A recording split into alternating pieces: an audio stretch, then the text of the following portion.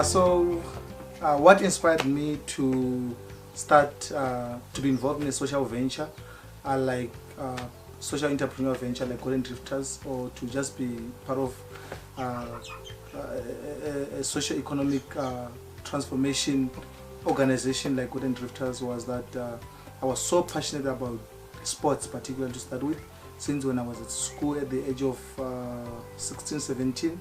That's when I started to be involved just with my family, my brothers. Then we used to just go to the park every day.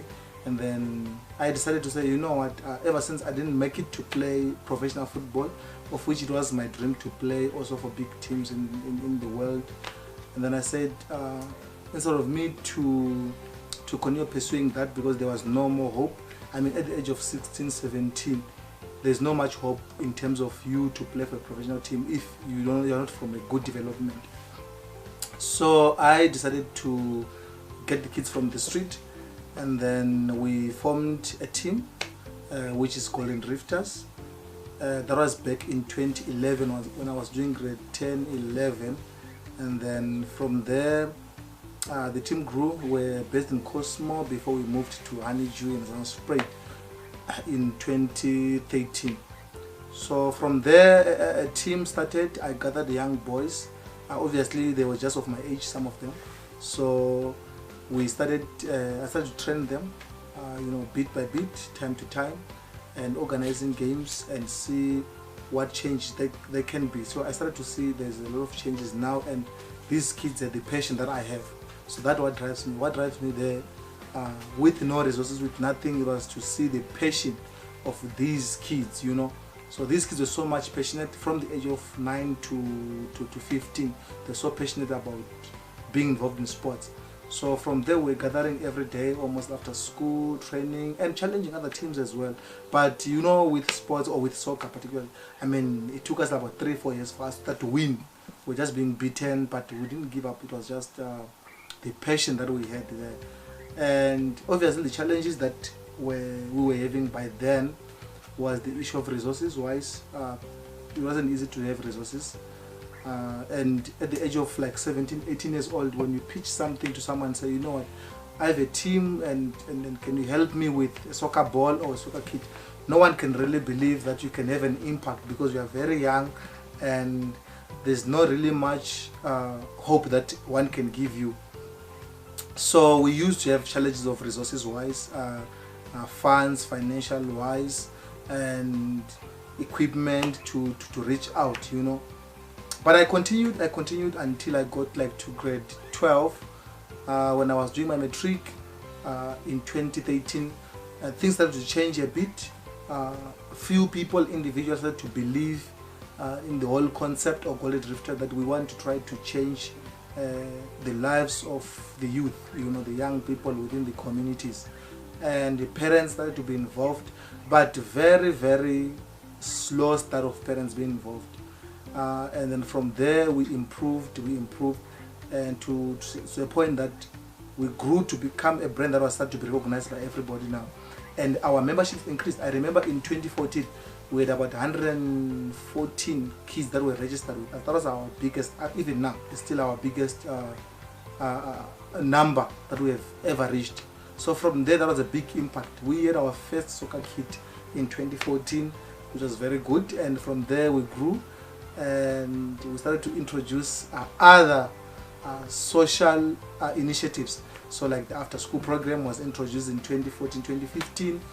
Now kids coming after school and get help with homeworks and things like that. From there we grow, and the inspiration there was just to see the growth, from one community to another community, seeing kids being involved from different, about 4 or 5 communities being involved, and just to have an organization where you are having like one child from Cosmo City, another child maybe from Zanspray, another child from Mother's Drift. It just meant a lot. So that was like to see, no, this is something that is very, very powerful. And from there we grew. And obviously for me, the passion and the vision that I had back then was to see myself playing at a bigger league. And we joined a local league in 2014, 2015, and we won the league for the first time as well. Our under 15s, they won the league. Again, I mean, that brought in a lot of publicity and good positivity from from the organization. And I kept fighting. We kept getting resources slower but slower. But we're getting there because we got also a few companies who were sponsoring us with just some help, other things. But we never give up. It wasn't easy. And yeah, of course, for me as a leader, I had to lead a lot of people by then, and even now, but others as well on the way giving up.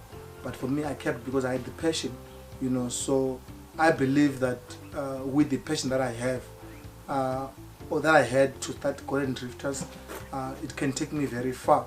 And I believe that with my own hands, working and pushing and empowering these people, at the end of the day, one or two people, they are obviously going to get a salary, from this organization or from this foundation, because obviously we have touched life now.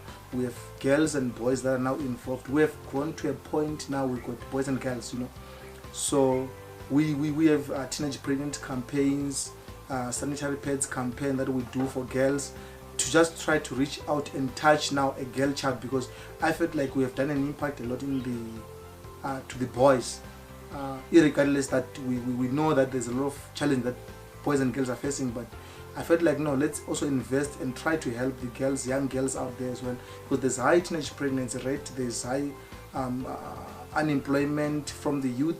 So we then said, ventured out in these, investing in girls and boys as well within the communities.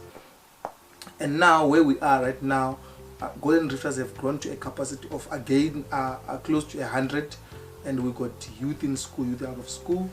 Out of that, we have now established our first SAB team, which is playing the regional league of SAFA, and we also have our netball team now that's fully running.